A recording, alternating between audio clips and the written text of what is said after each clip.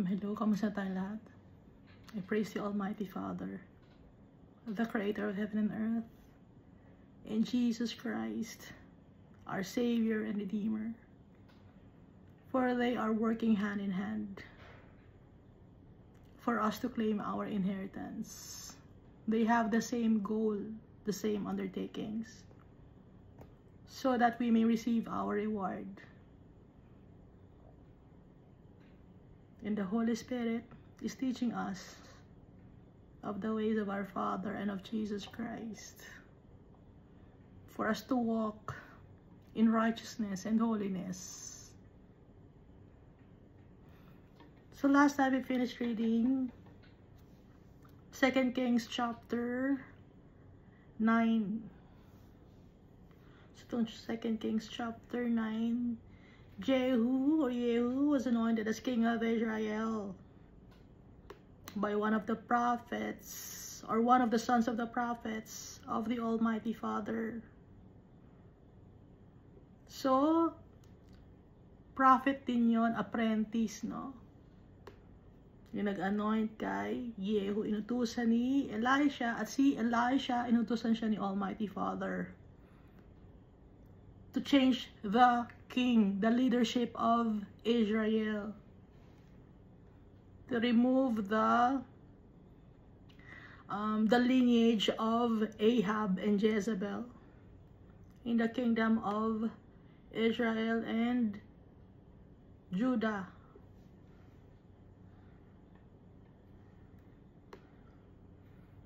Kaya dito pinakita, nabasa natin yung assignment ni Jehu when he was anointed as king. Yung assignment niya ay to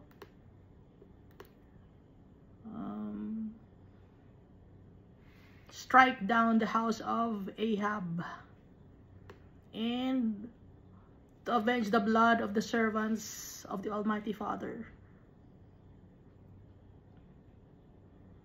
At saka si Jezebel, the dogs shall eat Jezebel on the plot of ground at Jezreel.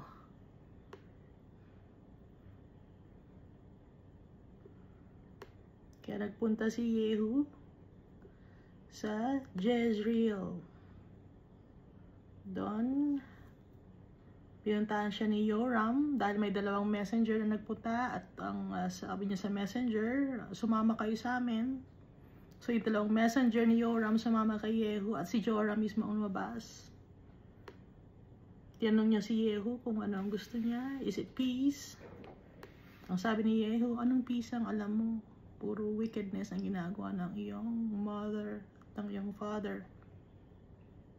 Kaya nung paalis si Joram, gumamit siya ng bow and arrow habang nakatalikod si Joram paalis, nakasakay ng chariot.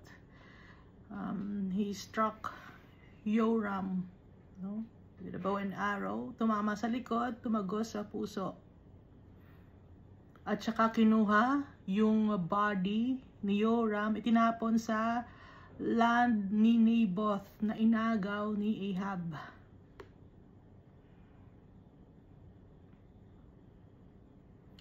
Ngayon, ito namang si Ahaziah, nakita niya. At siya ay tumakas din, pero hinabol siya ni Jehu.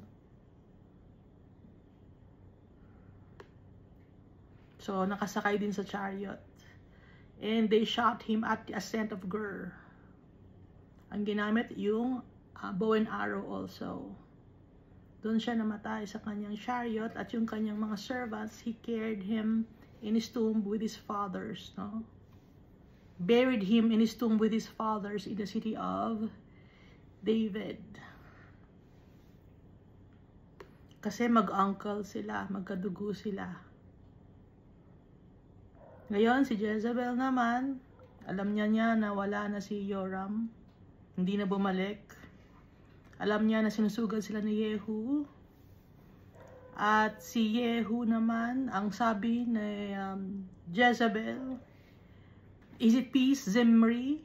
So, she was mocking Jehu. Pero bago yon, nag-makeup muna si Jezebel. Nagpaganda muna siya. She put paint on her eyes and adorned her head.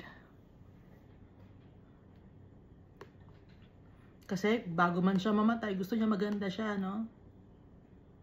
Para pag kung ililibing man siya, maganda siya, nakaayos na siya. Yun ang ibig sabihin niyan. Kaya alam na niya na papatayin siya. Pero gusto niya maging maganda siya. Ngayon, yung dalawang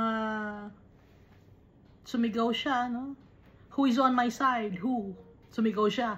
And then, dun sa window, sumilip ang 2 or 3 eunuchs.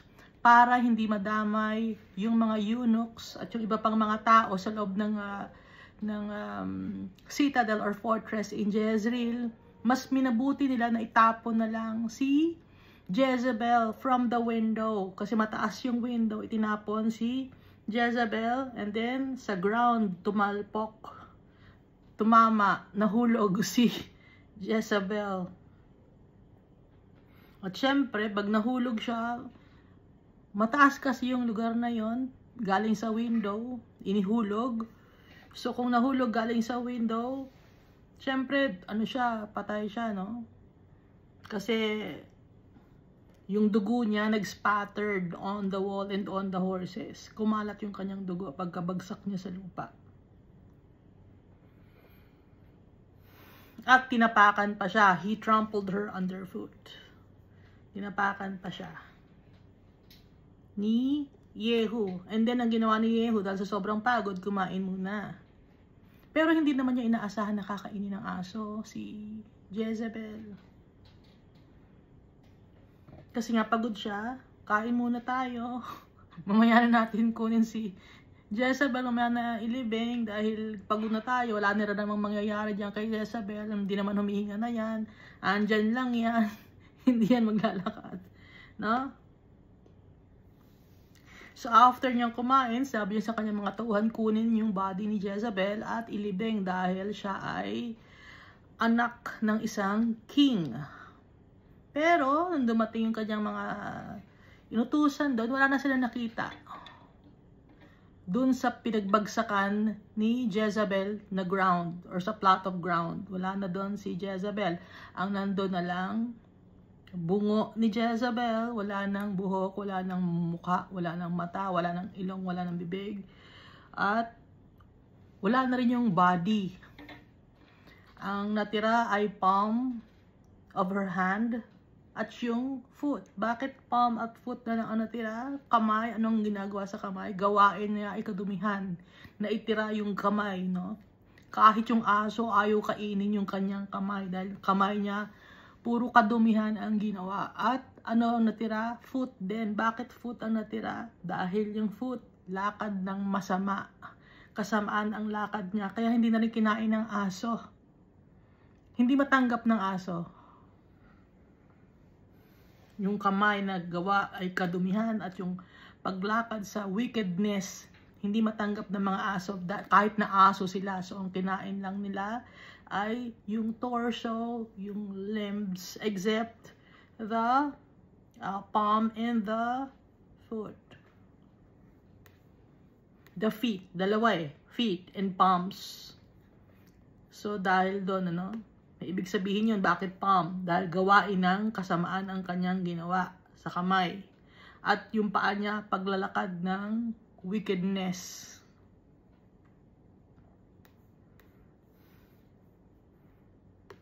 Hindi naman talaga iniwan ni Yehu yun para kainin ng mga aso. Pero yun ang nasa prophecy, hindi yun sinasadya ni Yehu.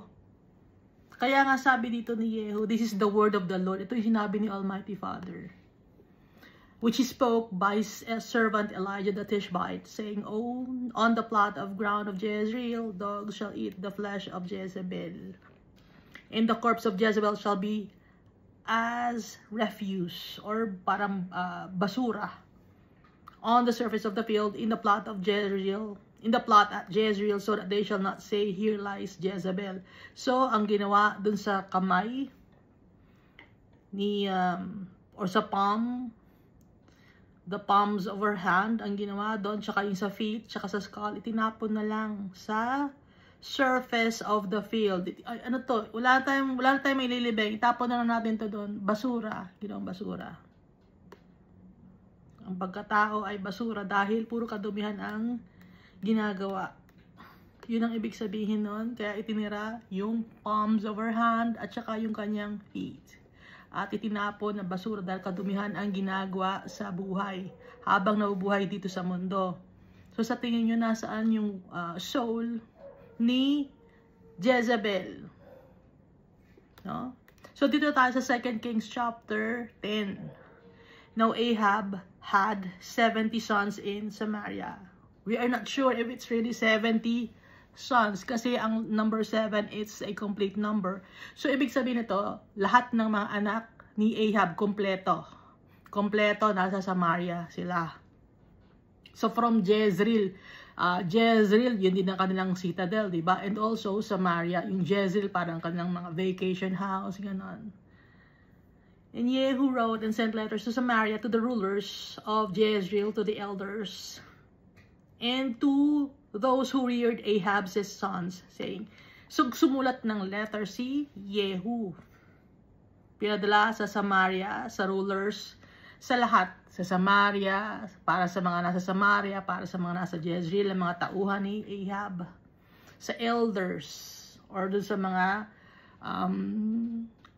meron din kasi mga governor, no? Si Ahab, hindi lang binibigay yung pangalan dito kung sino yung mga governor, kung ilan, pero meron din syempre, aside from Ahab. So those people were also wicked dahil ang leader nila ay wicked. Ngayon, nagbabantay sa mga anak ni Ahab, hindi lang ito binabantayan ng bantay, no, or pinapakain, kundi syempre tinuturoan din to ng kung ano man ang tungkol sa government, tungkol sa history, parang school. Kung paano gumamit ng bow and arrow, kung paano gumamit ng sword, kung paano magsuot ng armor, ganon. Yun ay tinuturo sa mga anak ng kings. Dahil syempre may pera yung king, pwede siyang magbayad ng mga tao. At kung paano makipag-usap sa ibang nations. So pwede rin silang magturo ng ibang language, no? So hindi lang ngayon meron nagtuturo ng ibang language para sa mga children of the leaders of the world, kundi kahit noon pa meron na rin nagtuturo ng kung ano man ang kanilang mga dapat gawin tungkol sa rin sa economy, itinuturo din sa kanila.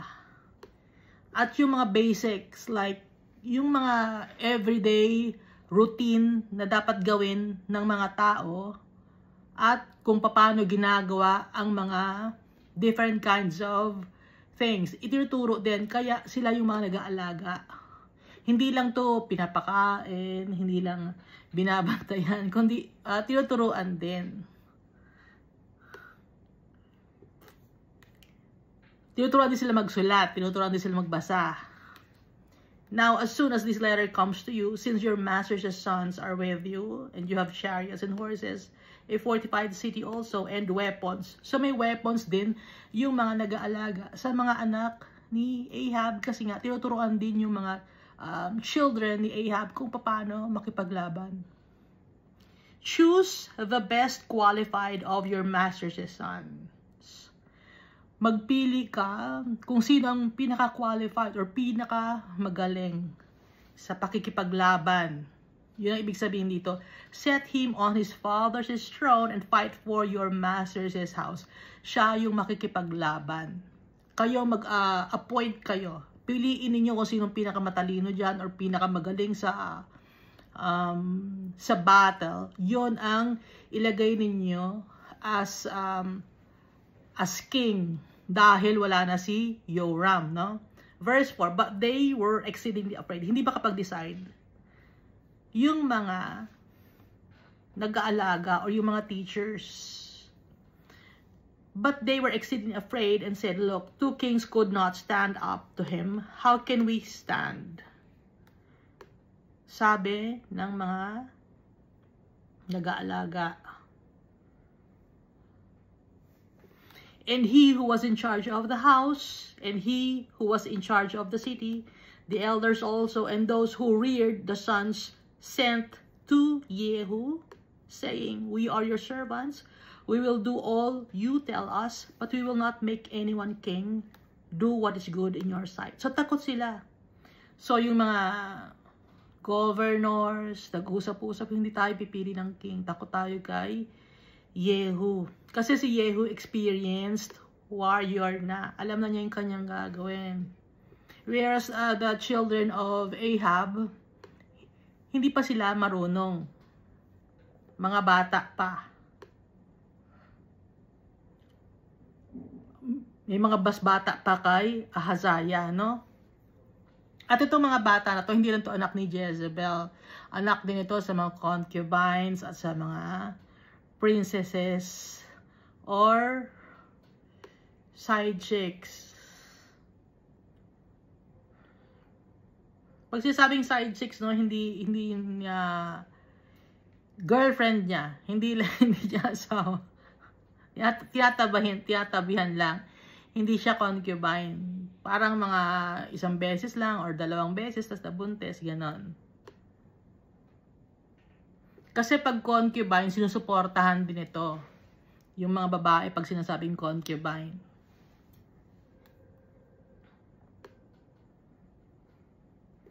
Verse 6, then he wrote a second letter to them. So sumagot na yung mga nag-aalaga sa mga anak ni Ahab at saka yung mga leaders, sumagot na. Nagsulat ulit ng second letter si Jehu.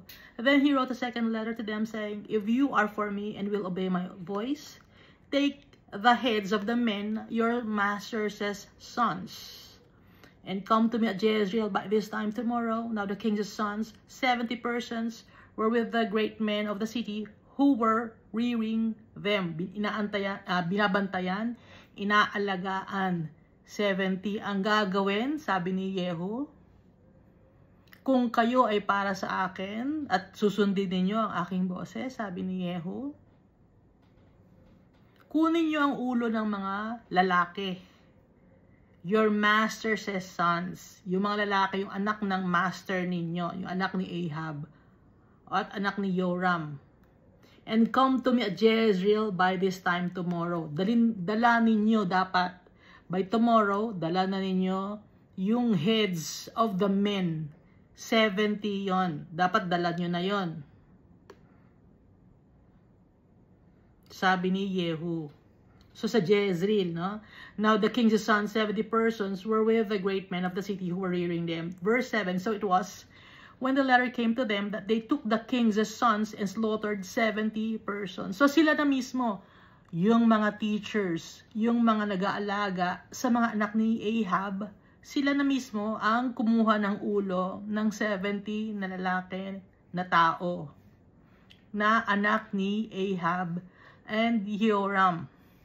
Put their heads in baskets and sent them to him at Jezreel. Inilagay sa basket. 70. Hindi natin alam kung gaano kalaki yung basket. Pero 70 na ulo yon.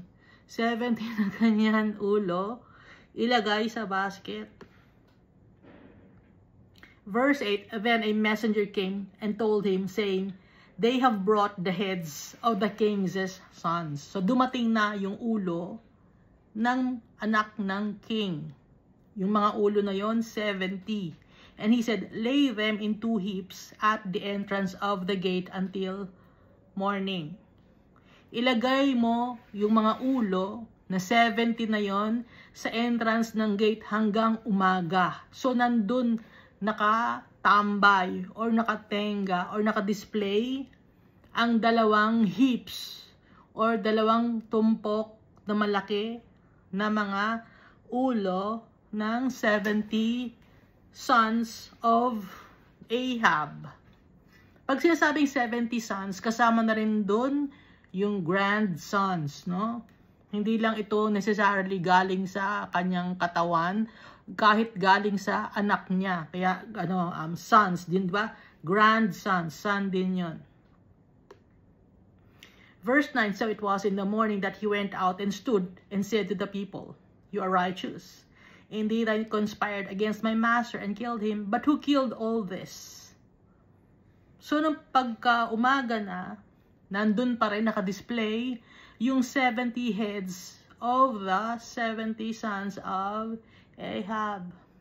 So, nung paglabas niya, nakatayo siya, sinabi niya sa mga tao, you are righteous. Maayos kayong mga tao. Tama ang ginagawa ninyo. Indeed, I conspired against my master and killed him. Oo, inaamin ko. Pinatay ko si Jehoram, conspired against my master and killed him. But who killed all this? Pinatay ko si Jehoram, pinatay ko si Jezebel. Inaamin niya. Pero itong mga to, 70 men. Sino ang pumatay nito?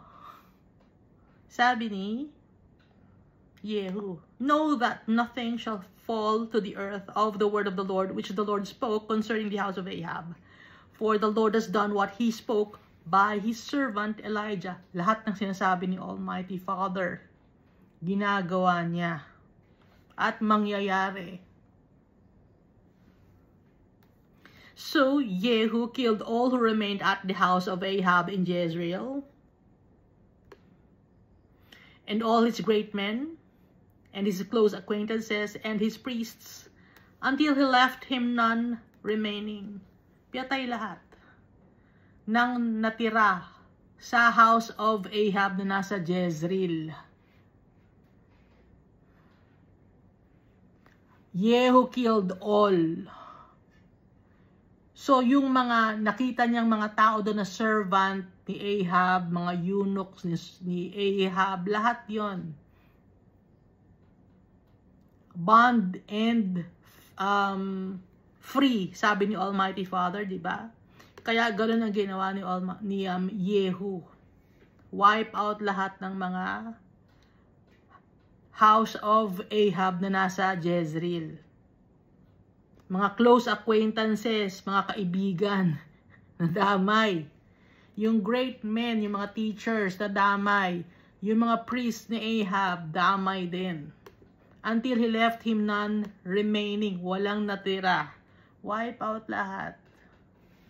Mga teachers, mga kakilala, mga kaibigan, mga kumpare ni Ahab, wala lahat. Verse 12, and he arose and departed and went to Samaria. So, pumunta na ng Samaria si Yehu. On the way at Beth-Eked of the shepherds, Yehu met the brothers of Ahaziah, king of Judah. Umalis na si Yehu sa Jezreel. Diba nagpunta siya ng Jezreel? From Ramoth Gilead, nagpunta siya ng Jezreel. Pinatay niya si, hinulog si Jezebel sa ground. Si Joram, pinana, no? Pati si Ahaziah. And then yung 70 sons, yung ulo dumating. Doon sa gate inilagay, 70 yon. And then lahat wipe out, lahat ng mga close acquaintances, great men, mga priests of Ahab. Walang natira. Nung umalis na siya, nakasalubong niya, Yehu met with the brothers of Ahaziah, king of Judah. Mga kapatid ni Ahaziah. Diba si Ahaziah napatay na din dahil sa napana din, ano? Or bow and arrow ang ginamit. So, nang na-meet ni Jehu, yung mga brothers ni Ahaziah, and said, who are you? Sino kayo? So they answered, we are the brothers of Ahaziah. We have come down to greet the sons of the king and the sons of the queen mother. Dadalawin namin. Dadalawin namin si Joram. Dadalawin namin si Jezebel. Dadalawin namin yung mga tao sa Jezreel, si Ahaziah, dadalawin din namin, di ba? Ano pa sila noon? Proud pa sila noon, no? We are the brothers of Ahaziah. Kapatid kami ni Ahaziah. Pupunta kami doon para i-greet namin yung sons of the king. Maraming mga sons, di ba? 70, tapos si Joram pa. Hindi nila alam. Hindi aware. Hindi sila informed. Itong mga bisita. And the sons of the queen mother. So, queen mother, si queen mother, si Jezebel. Dadalawin daw nila yung mga anak. Verse 14, and he said, take them alive, sabi ni Jehu. So they took them alive and killed them at the well of Beth-Eked, or the sharing house. 42 men, and he left none of them. Dadalawin lang nila. Damay sila. Kasi, associated sila kay Ahab, kay Ahaziah, kay Jehoram, kay Jezebel. Kaya damay sila. Dadalawin lang nila, ganun ba? Sige, damay kayo. Take them alive. So they took them alive, killed them at the well of the sharing house, or Beth-Eked. 42 men yon, and he left none of them. Verse 15. Now when he departed from there, he met Jehonadab, the son of Rechab. Nabasa natin si Jehonadab, the son of Rechab, yung mga Rechabites, no? So dito galing yung mga Rechabites. Kasi dati inuna nating basahin yung book of Jeremiah bago tong book of Kings, diba? Or 1 Kings and 2 Kings. So, nabanggit na sa book of Jeremiah yung mga Rechabites. Nabasa natin, diba? So, dito, sa time ni Jehu, buhay pa si Jehonadab, the son of Rechab.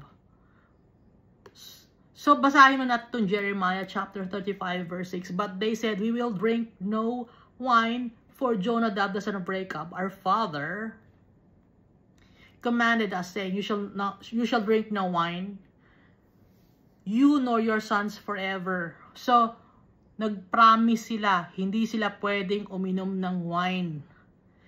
Dahil yun ang utos sa kanila ni Jonadab, the son of Rechab.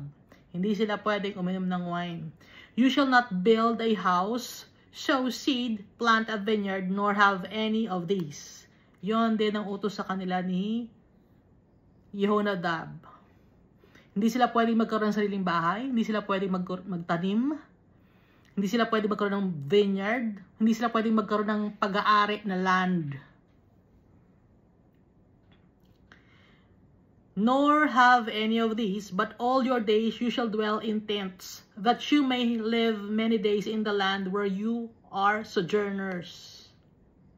So, ang turo ni Jehonadab sa kanyang mga anak at sa kanyang mga lineage na down the line, hindi sila pwedeng magbili or mag-ari or magkaroon pag-aari na lupain or ng bahay. Hindi sila pwedeng bumili ng vineyard or magtaniman lang. Hindi sila pwedeng ganon. Ang matitira lang sila saan? Sa tent. Bakit? Bakit yun ang utos sa kanilang father nila na si Jonadab?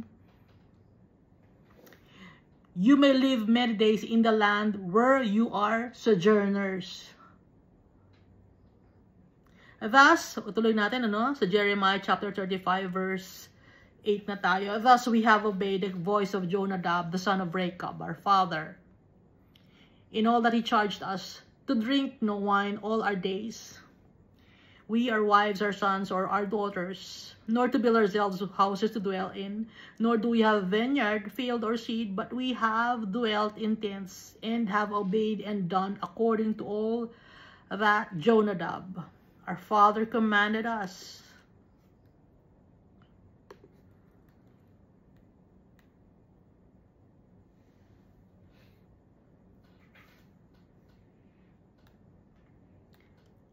But it came to pass, when Nebuchadnezzar, king of Babylon, came up into the land, that we said, come, let us go to Jerusalem for fear of the army of the Chaldeans and for fear of the army of the Syrians.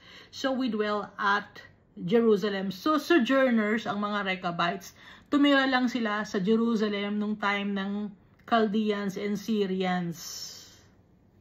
Dahil sa takot nila.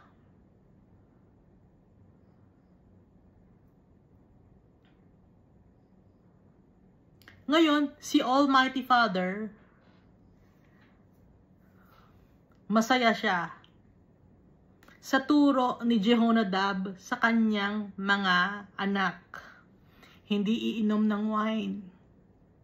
Hindi bibili ng mga land. Hindi magkakaroon ng mga ari-arian dito sa mundo. Yun ang turo kasi ni Jehonadab. At sa turo na yun ni Jehonadab sa kanyang mga anak, masaya si Almighty Father. Bakit?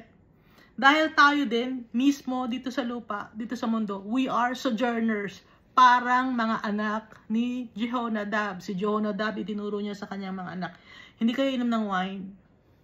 Kahit babae o lalaki. Hindi kayo bibili ng mga land na pag-aari ninyo. Wala kayong aariin dito. Hindi kayo bibili ng vineyard. Titira lang kayo sa tent. Ibig sabihin, magtiwala kayo. Have faith in the Almighty Father. Dahil tayo dito sa mundo, sojourners lang. Dumadaan lang tayo dito sa mundo. Hindi tayo permanente dito. Kaya si Almighty Father, masaya siya sa mga Rechabites.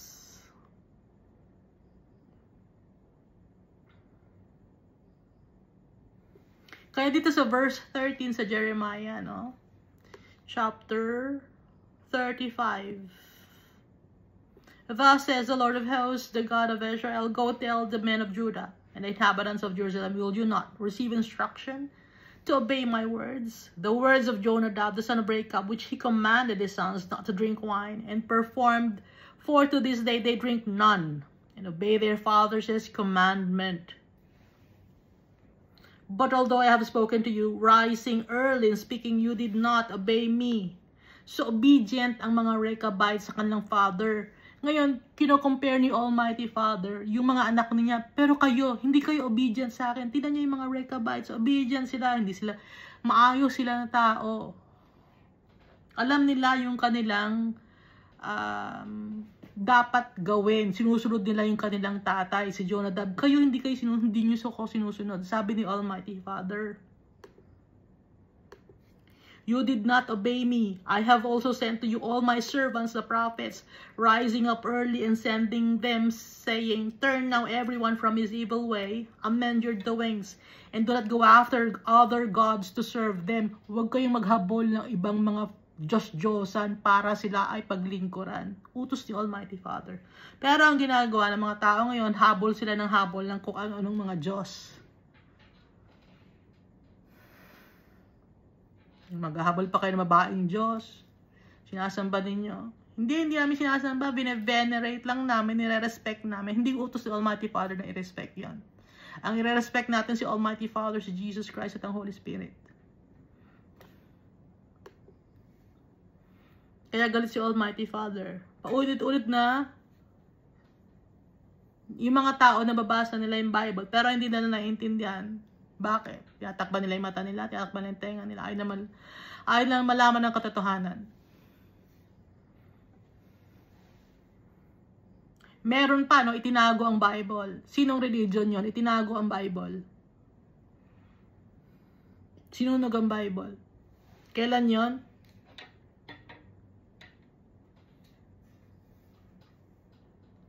Nung Roman Empire.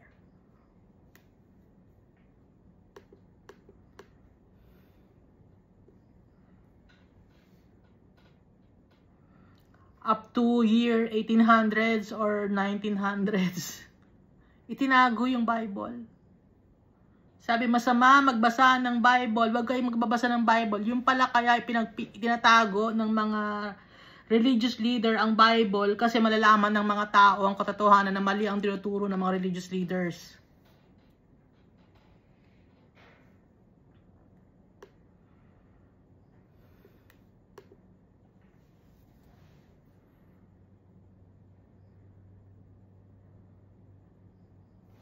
Kaya si Almighty Father, mahal na mahal niya yung mga Rechabites, hindi mawawala ng tao nakalagay dito sa verse 18. And Jeremiah said to the house of the Rechabites, thus says the Lord of hosts, the God of Israel, because you have obeyed the commandments of Jonadab your father, and kept all his precepts, and done according to all that he commanded you, therefore thus says the Lord of hosts, the God of Israel, Jonadab the son of Rechab shall not lack a man to stand before me forever. So, up to now, may mga anak si Jonadab na mga Rechabites. Hindi nila alam na sila ay mga Rechabites kasi naghalo-halo na or nawala na siguro sila sa... Pero hindi mawawalan sila. Hindi sila mawawala. sa kay Almighty Father. Dahil promise ni Almighty Father to. Rechab shall not lack a man to stand before me forever. So forever, merong, hindi natin alam kung ilang Rechabites ang tumatayo kay Almighty Father, nakakasama ni Almighty Father sa kanyang heavenly kingdom, no? So, kaya natin nabanggit ang mga Rechabites dahil ito si Jehonadab. Ito yun. So, verse 15. Na ang mga anak ni Jehonadab, alam nila na sojourners lang sila, hindi sila bumibili ng land, hindi sila nagtatanim, wala silang vineyard na binibili. Hindi sila uminom ng wine. Sumusunod sila sa kanilang tatay.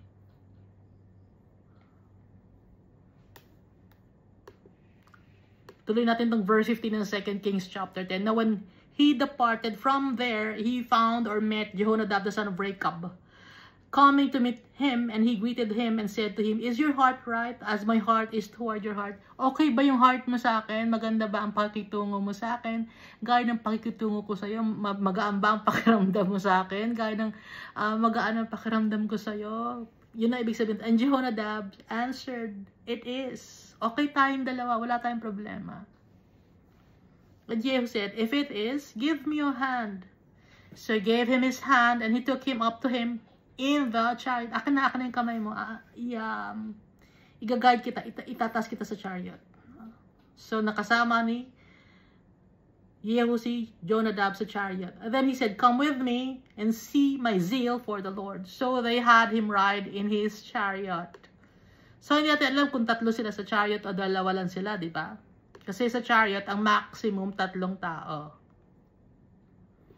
Verse 17, and when he came to Samaria, kasama si Jehonadab, he killed all who remained to Ahab in Samaria, till he had destroyed them, according to the word of the Lord, which he spoke to Elijah.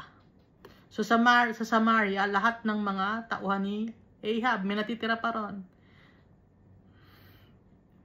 Sinimot ni Jehu. Verse 18, then Jehu gathered all the people together and said to them, "Ahab served Baal a little, Jehu will serve him much." So si Jehu, ipinatawag niya yung mga tao. Ipinatawag ko kayong lahat. Gano'n. Ipinatawag ko kayong lahat. Kasi si Ahab, hindi masyado siya nag-serve kay Baal. Ako pag maglilingkod ako kay Baal. Mas matindi pa sa paglilingkod na ginawa ni Ahab. Sabi ni Jehu, "Now therefore call to me all the prophets of Baal, all his servants and all his priests, let no one be missing, for I have a great sacrifice for Baal." Ipatawag nyo lahat ng prophets, lahat ng mga important people, mga priests ni Baal, mga servants ni Baal, mga prophets ni Baal. Ipatawag nyo lahat.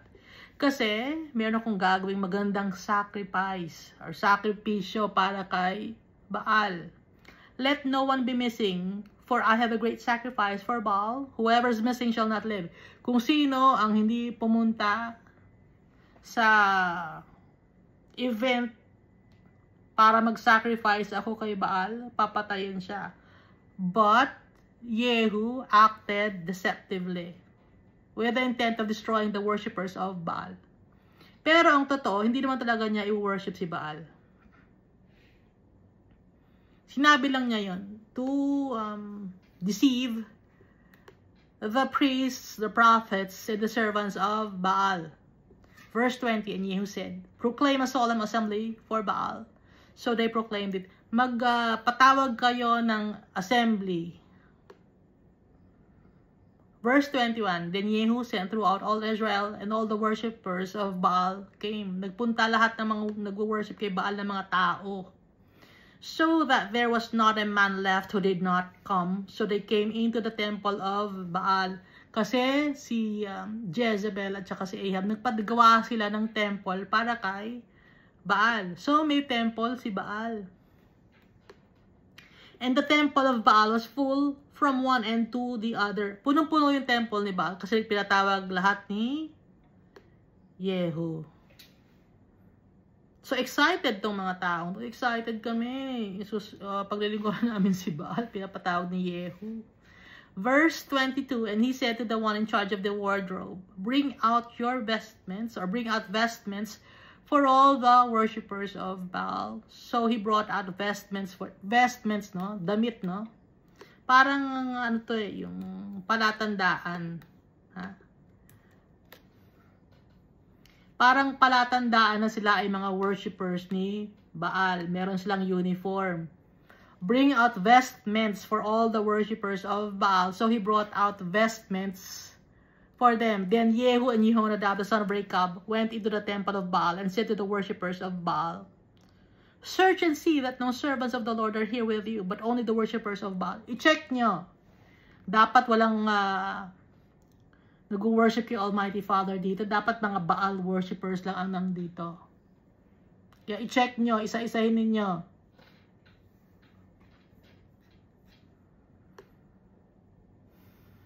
So they went in to offer sacrifices and burnt offerings. Now Jehu had appointed for himself 80 men on the outside and had said, if any of the men whom I brought, or whom I have brought into your hands escapes, whoever lets him escape, it shall be his life or the life of the other. Ngayon, isasara yung temple. Kung ano mangyari sa loob, pag may nakatakas, may nagbabantay sa labas, 80 men. Kung nakatakas sa loob, nakalabas, merong tagasala, merong papatay, may nagbabantay na sa labas. Now it happened, as soon as he had made an end of offering and the burnt offering, that Jehu said to the guards and to the captains, go in and kill them, let no one come out. Patayin lahat ang mga nag-worship kay Baal. Walang matitira, lahat patayin. And they killed them with the edge of the sword. Then the guards and the officers threw them out and went into the inner room of the temple of Baal.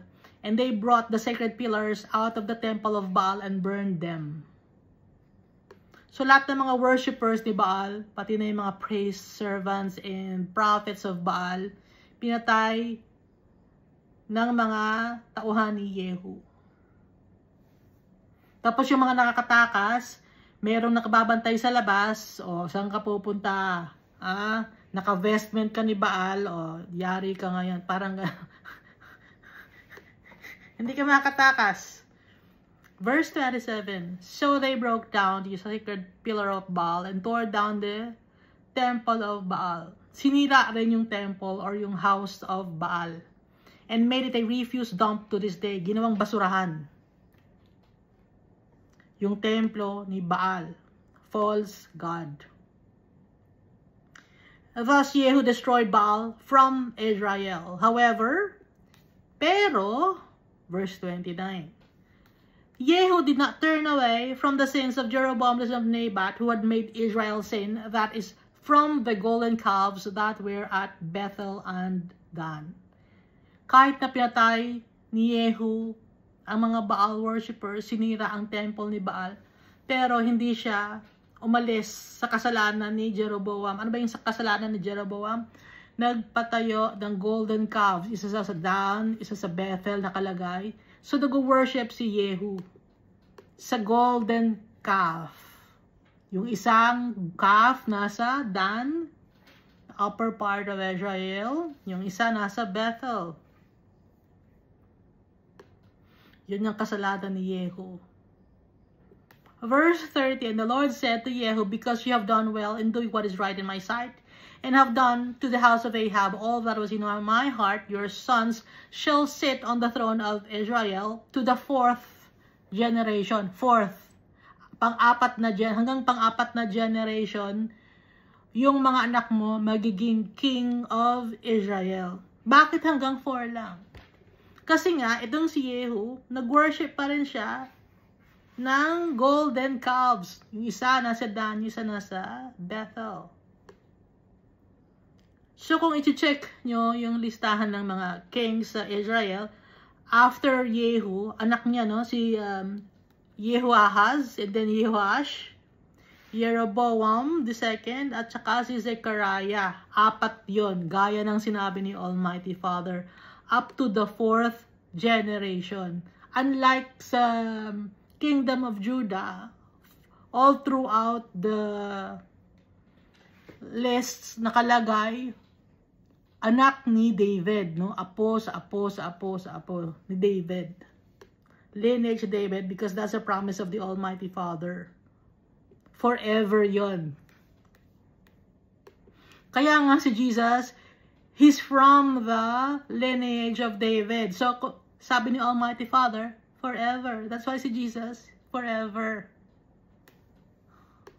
Verse 31, But Jehu took no heed to walk in the law of the Lord God of Israel with all his heart.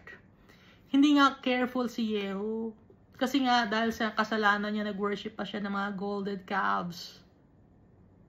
For he did not depart from the sins of Jeroboam, who had made Israel sin. So sa umpisa, pinatay niya yung mga Baal worshippers, tapos sinira niya yung temple ni Baal, no?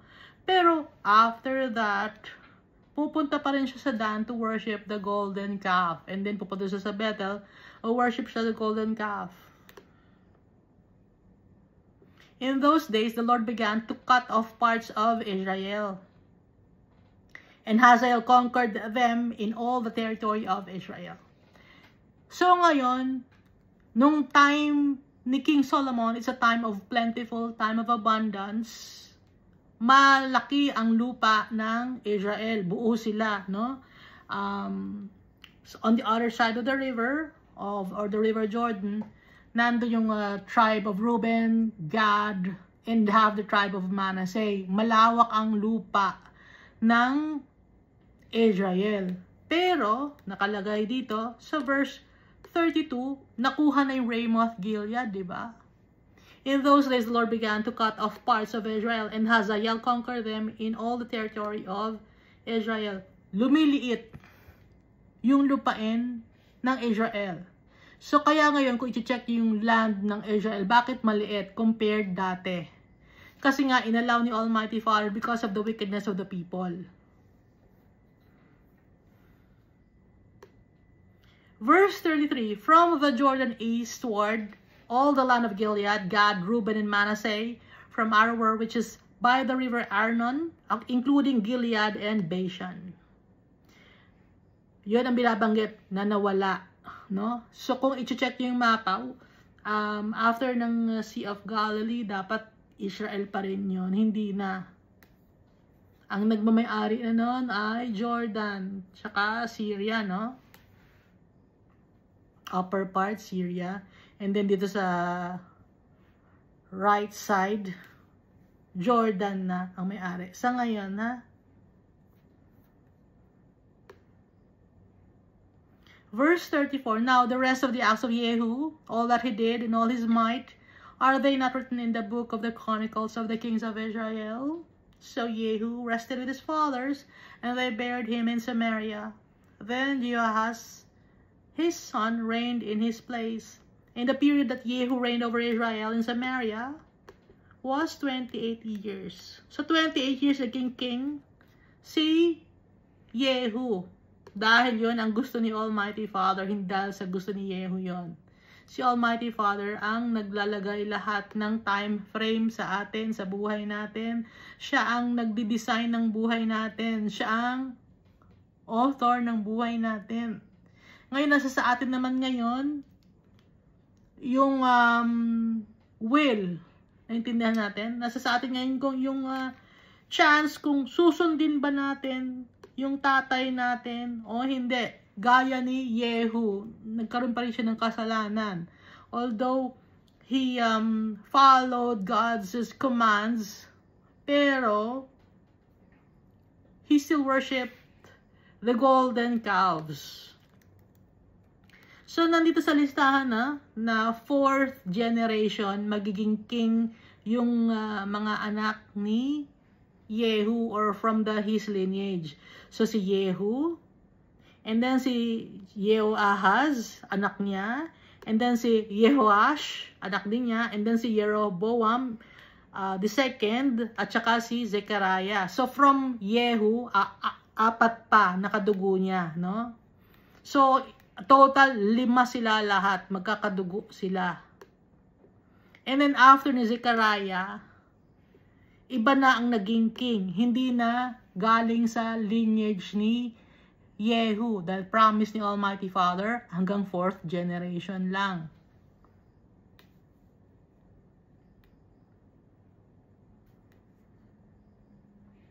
At yung time ni Yehu, ang prophet ay si Elisha. Na ang counterpart ni Yehu, kasi ang pinag-uusapan natin dito, Kingdom of Israel, no? Si Yehu. Si Ahaziah, di ba, napatay na. Less than a year lang naging king si Ahaziah. So, kasabay na namatay ni Ahaziah, si Jehoram, yung kanyang uncle. So, after ni Ahaziah, ang pumalit as leader of the kingdom of Judah was Athaliah. Si Athaliah, siya yung anak ni Jezebel at saka ni Ahab. Bakit siya napunta sa kingdom of Judah? Kasi nga,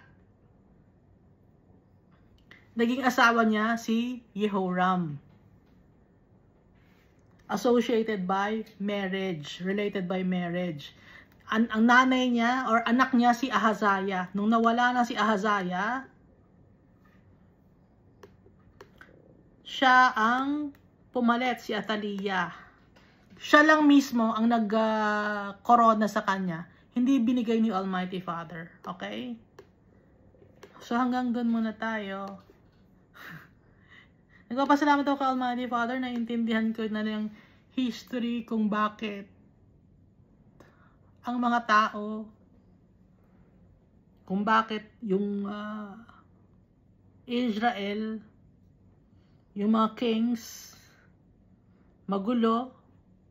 Up to now, yung mga tao, magulo. Makikita natin yung history ng tao dahil sa kasalanan. So, kung noon yung government magulo pa rin, hanggang ngayon magulo pa rin ang government because of greediness, selfishness, wickedness of the people, and not obeying the commands of the Almighty Father.